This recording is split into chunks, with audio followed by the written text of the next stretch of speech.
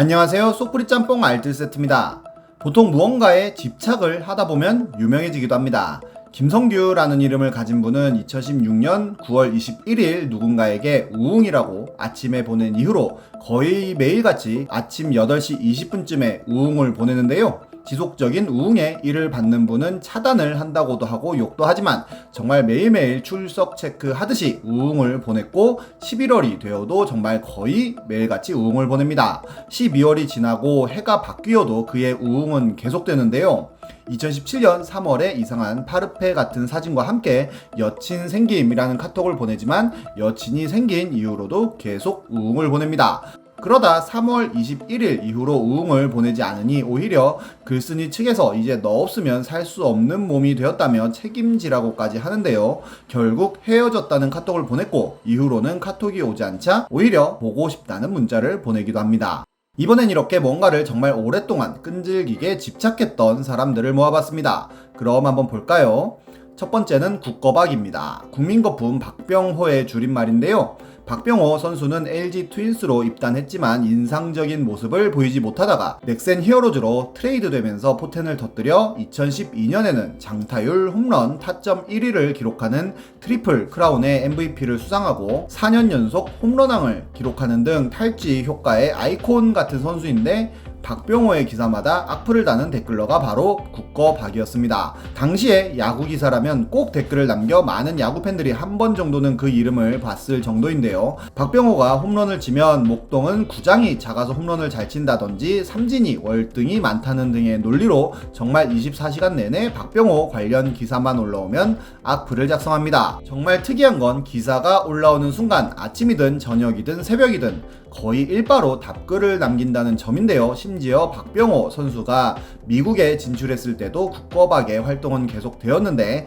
박동희 기자가 박병호와의 인터뷰를 진행하면서 아예 국거박을 기사로도 다루었고 박병호 역시도 국거박의 존재에 대해 알고 있다고 하였는데 거기에도 어김없이 그는 나타나서 댓글을 남기기도 했습니다. 워낙 국거박이 유명해지자 하나의 기사 밈이 될 정도였습니다.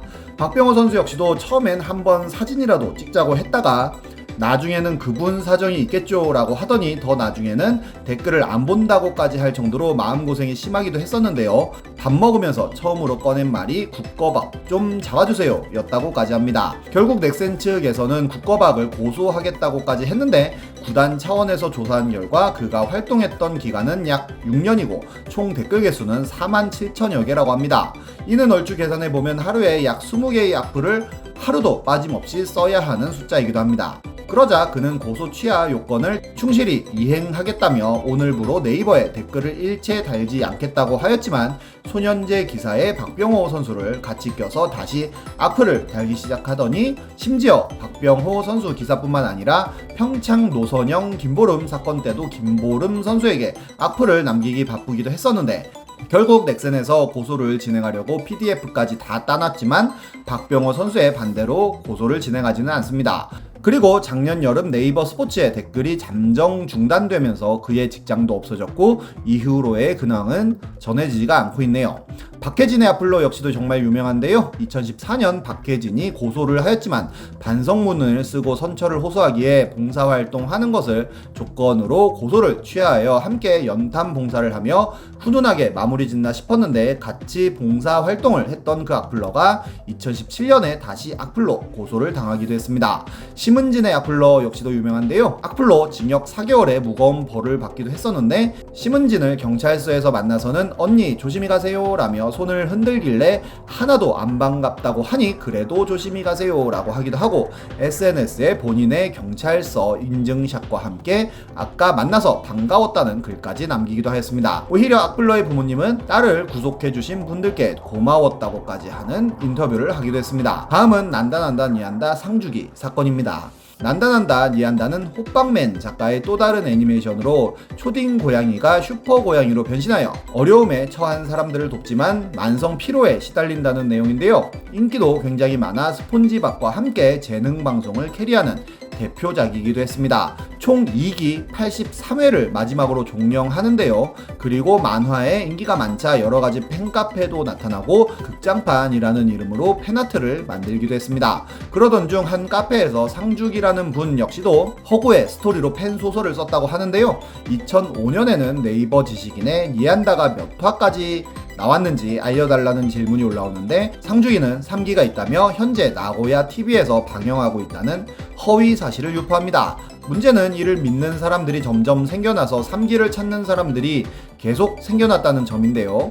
심지어 위키 백과에서의 니안다 항목을 다중 계정을 활용해 허위 사실로 수정하다가 걸려 영구 밴을 당하기도 하고, 니안다 카페에서도 3기가 있다고 지속적으로 주장하다가 재가입 불가 영구 강제 탈퇴를 당하기도 하였고, 리그베다 위키나 나무 위키에서도 문서를 훼손하려다가 실패합니다. 이런 일은 2020년에도 벌어지는데요. 니안다 카페의 회원에게 쪽지를 보내 욕을 하고 3기가 존재하고 있는데 존재하지 않는다고 하여 사라지는 게 아니라는 이상한 논리를 펼치기도 합니다.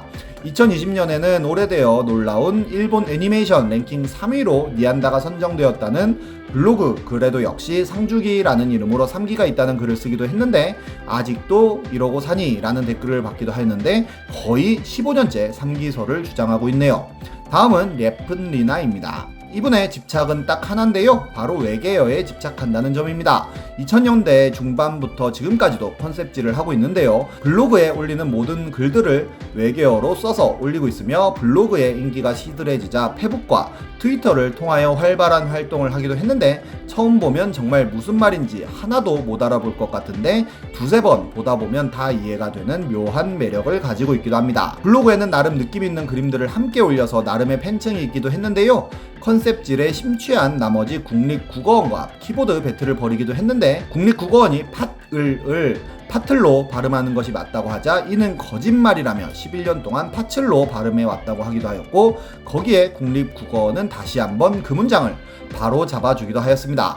혜민 스님이 글씨를 왜 그렇게 쓰냐고 물어보자 종교인이면서 이래라 저래라 간섭하지 말라고 하기도 하고, 궁금한 이야기 Y에서 출연 요청을 하기도 했었는데 그것이 알고 싶다가 아니면 안 나간다는 한 문장으로 단칼에 거절해버려 유명해지기도 했습니다. 사실 외계어라는 것 자체가 2000년대 초반에 귀연이 소설 같은 작품으로 반짝 유명했고, 이후로는 거의 쓰이지 않았지만 래픈리나는 정말 뚝심을 가지고 어느 정도는 이해되는 외계어를 써와서 이제는 잊혀진 문화를 지켜가는 무형 문화재로 불리고 있기도 한데요. 어떻게 보면 래픈리나 같은 분들이 계시기에 야민점음 같은 문화가 생긴 것 같기도 합니다. 요즘은 예전만큼 활발한 활동을 보이진 않지만 그래도 활동이 없어지면 뭔가 정말로 하나의 문화가 사라진 것 같은 느낌이 들 것 같기도 하네요.